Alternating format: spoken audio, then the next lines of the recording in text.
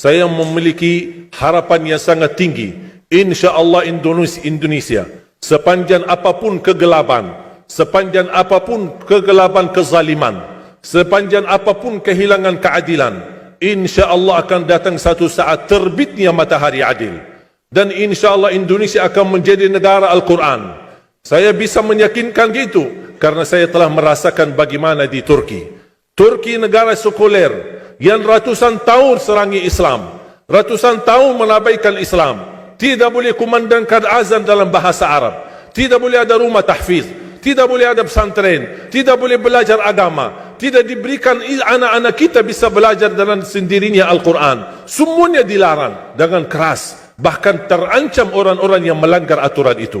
Allah subhanahu wa ta'ala melahirkan seorang presiden yang bisa membaca Al-Quran. Cuba buka di YouTube bacaan Erdogan bagaimana. Itu dilahirkan dari negara sekuler. Saya bisa meyakinkan InsyaAllah 1 juta menghafal Al-Quran. Dan bapa ibu mudah-mudahan masih punya umur akan mendengar pengumuman besar. Imam besar salat Idul Fitri dan Idul Adha sekaligus khatib adalah Presiden Republik Indonesia menghafal Al-Quran. Itu yang saya yakini. Dan saya tidak pernah merasa lelah. Dan saya selalu berkata sama istri, kalau saya mati itu pun karena saya bersama Al-Quran. Wallahi jamaah sekalian, yang bersama Al-Quran tidak akan merugi. Berkah rizkinya, berkah umurnya, terjamin kebahagiaan. Allah subhanahu wa ta'ala hanya minta satu, berkenan bersama Al-Quran di dunia. Apa yang kita dapat? Apa yang akan dibalas? Akan Al-Quran temani kita di dunia, akan temani kita saat sakratul maut, akan temani kita di kuburan membela kita, akan menemani kita saat kita dibangkit oleh Allah, akan menemani kita saat hisab, akan menemani kita saat berjalan di atas sirat yang sangat tipis dan panjang, bahkan tajam jalanannya. Begitu sampai ke surga, apakah Al-Quran melepas? Tidak akan melepas. Al-Quran masih berkenan, padahal kita hanya cuma sekali berteman sama Al-Quran di dunia. Dia begitu luar biasa panjangnya bertemanan sama kita sampai ke surga. Bahkan akan temani kita masuk surga. Sebagaimana bersabda Rasulullah SAW, yuqalu liqari'il Quran, ahlul Quran di dunia yang kesibukannya baca, kesibukannya hafal, tidak membuangkan waktu sia-sia, selalu bersama Al-Quran. Allah suruh dia, bacalah dalam surgamu, naik derajatmu. Baca, naik lagi, tambah lagi baca, naik lagi. Sampai di posisi mana pun anda berhenti baca, disitulah posisimu di dalam surga. Bagaimana kata Siti Aisyah di riwayat Imam Muslim, jumlah tingkatan-tingkatan dalam surga Allah sesuai jumlah ayat Al-Quran. Oleh karena itu tidak ada yang lebih tinggi di dalam surga Allah daripada Ahlul Quran. Cukuplah bahagia Ahlul Quran ketika di hari kiamat dipanggil, semua manusia dibangkitkan oleh Allah. Malaikat memberikan pengumuman, mana Ahlul Quran? Berdiri, rapat, berdekatan. Mereka maju. Mau bawa kami ke mana? Kalian terpilih menjadi orang yang terdekat sama Allah. Karena Ahlul Quran adalah keluarga Allah subhanahu wa ta'ala.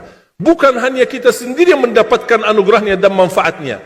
Semua keluarga kita, termasuk orang tua kita dan orang yang ada di sekitar kita. Makanya jemaah sekalian, kalau anda gagal penghafal Al-Quran, anakmu pun gagal penghafal Al-Quran, jangan sisakan walaupun saham menjadi saksi baik di hadapan Allah. Ya Allah, saya belum hafal, anakku gagal penghafal Quran, tapi insya-Allah hartaku, usahaku, pikiranku, tenagaku bisa terus memperjuangkan Al-Quran. Apa saja ya Allah, insya-Allah menjadi saksi baik. Dan nanti di hari kiamat, insya-Allah kita bersama Ahlul Quran mendapatkan syafaatnya Al-Quran di hari kiamat. Kita sangat membutuhkan ayat-ayat yang dikumandangkan ketika meninggal dunia. InsyaAllah setiap satu huruf akan disalurkan 10 kebaikan.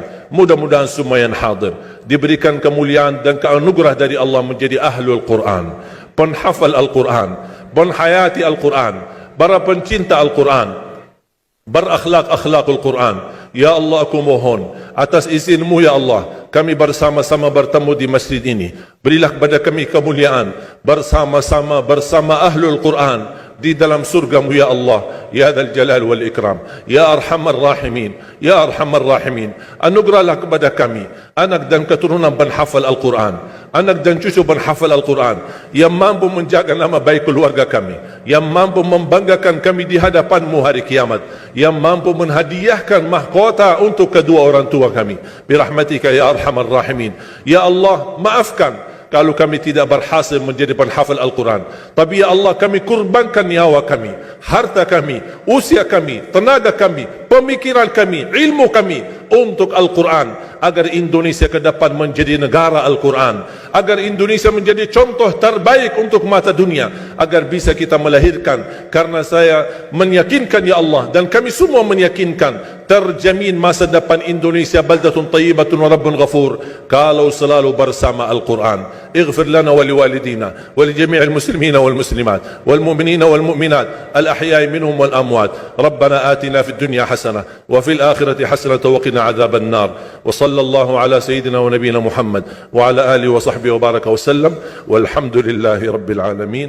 سبحانك اللهم وبحمدك.